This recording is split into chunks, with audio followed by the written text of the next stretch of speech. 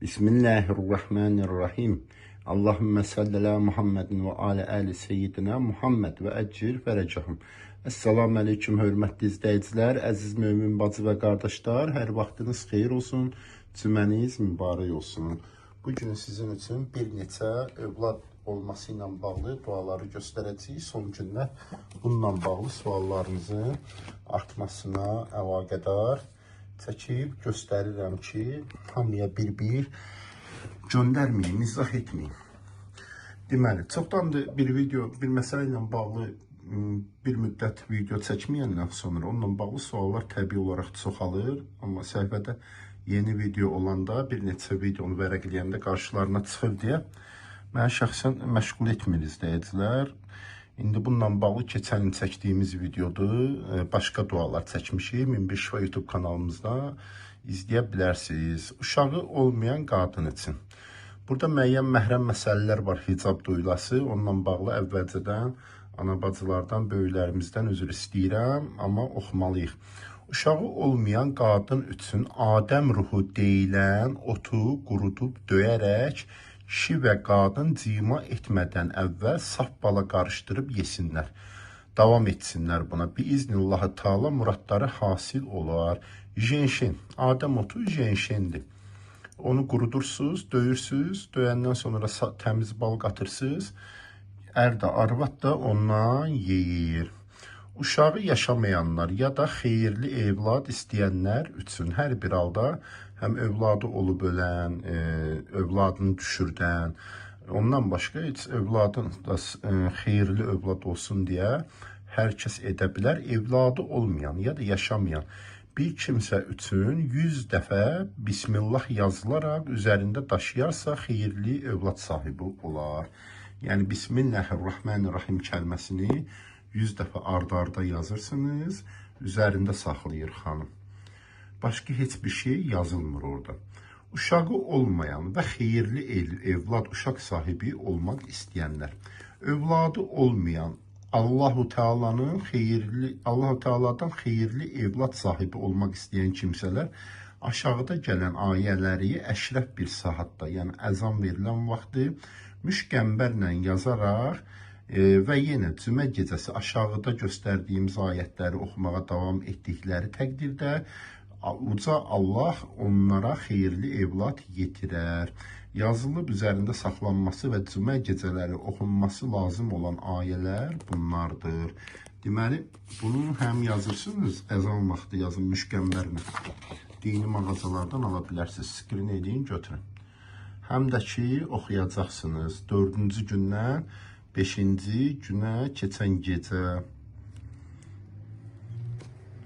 İnşallah da bundan bağlı da aydın oldu. Hər ikisini skrin edin. Bu, buradakının ki, arxasıdır. Uşaq sahibi olmaq üçün, uşağı olmayan, Allah-u Teala'dan xeyirli evlad istəyən kimsələr üçün aşağıda gələn ayələr əşrəf bir vaxtda zəfəran mürəkkəbi ilə yazılar. Evlad sahibi olmaq istəyən qadın adətdən təmizlənincə 14 gün inək südü ilə duanı silib, əri ilə birlikdə içsələr hamilə qalar. Yəni bu dua, burada göstərəcəyimiz dua yazılır. Bax, budur yazılası olan. Bu yazılır. Yazılandan sonra inək südünün içinə qoyursunuz. Elə qoyursunuz ki, yəni kifayət qədər sizə ən azı 7 gün içməyə bəs eləsin. İkimizin, ərimizlə özümüzün nə qədər içəcəyini hesablayın, neçə litr lazım olduğunu. O qədər inək südünü hazır edin. Bu duanı Bismillahirrahmanirrahim deyərək qoyun içinə. Qalsın orada. Burada deyilir, adət halından sonra 14 gün. 14 gün, amma ən azı 7 gün için. 14 gün içilməlidir əslində. Onu içirsiniz. İnşallah Allahın izni ilə hamilə qalarlar. Sonra uşağı olmayanlar üçün. Uşağı olmayan yücə Allahdan xeyirli evlad istəyən bir kimsə cümə gecəsi yarısından sonra tənhə bir məhəldə aşağıda gələn ayət-i cəliləni dadlı bir şey üzərinə yazsın. Bu mümkün olmazsa fazla adətdə okunur. Eşi ilə birlikdə yer və yenə cümə gecələri bu ayəni oxumağa davam edərlərsə qısa zamanda xeyirli evlad sahibi olarlar. Bax budur. bağlı. Ardınca artıq başqa mövzudur. Deməli, hər uşaqla bağlı video da Quran-ı Kərim bizim üçün höccətdir. Birinci Quran-ı Kərimdə nələr buyurulur övladın olması ilə bağlı. Onu bir daha hər bir videoda, bu uşaqla bağlı olan videoda mən sizlərə xatırladıram. Quran-ı Kərimdə övladı olmayan İbrahim əleyhissalamla bağlı buyurulur ki, İbrahim nə edəndən sonra övladı oldu? İhsan edəndən sonra mələklər Lut qövmünü məhv etməyə gedərkən İbrahim əleyhissalama xəbər etməyə gəlirlər bu haqda Allahın əmri ilə. İbrahim əleyhissalam onları müsafir sanır və şiddətli şəkildə onları yeməyə, qonaq etməyə çalışır. O qədər şiddətli şəkildə, yəni qəlbən ehsan etməyə çalışır ki, onların yolda olduğunu, səfərdə olduğunu, müsafir olduğunu düşünərək mələklər axırı deməli olurlar ki, biz qidalanmırıq, biz Allahın mələkiyik. Lakin sən bu qədər ürəkdən ehsan etməyə çalışdığına görə Allah-u Teala səni övladla müjdəliyir. İbrahim əleyhissalamla həyat yoldaşı da əslində biraz şok olurlar ki, yaşlı vaxtımızda necə evlad sahibi ola bilərik. Deyirlər ki, mələklər hər şey Allahın əlindədir. Ondan sonra İsmail, İshak kimi peyğəmbər evladları olur. Allahın salamı onların üzərinə olsun. Digər peyğəmbərimiz Zəkəriyyə əleyhissalam övladı olmurdu. 3 gün susma orucu tutdu. 3 gün susma orucu, yəni ki, danışmır, dünyəvi heç bir kəlmə demir. Ancaq və ancaq namazın qılır, zikrin edir. Allahın verdiyi halal nemətlərdən də qidalanırsan. Susma orucunun qaydası budur.